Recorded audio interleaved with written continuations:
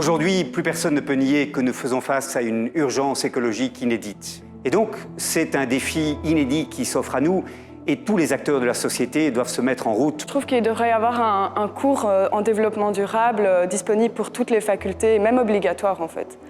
Ça fait en fait longtemps que les étudiants de l'UC Louvain sont demandeurs d'une formation en transition. Le format du MOOC, il sera en 3 temps. Un premier temps, on va expliquer les concepts du développement durable.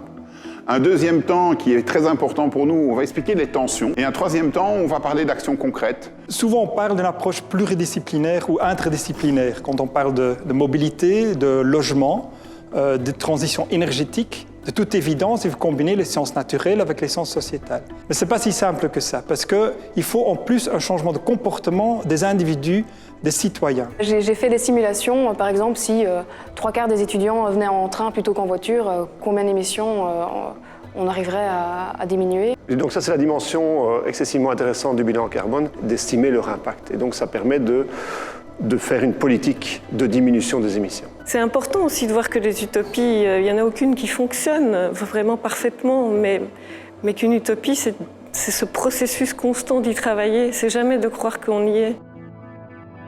Nous avons en effet peu de temps pour réagir, pour développer une société qui soit plus soutenable. Et l'université, bien qu'elle soit une goutte d'eau dans cette société au niveau mondial, se doit de s'engager avec ses étudiants, ses chercheurs, ses chercheuses, son personnel pour construire une société plus durable.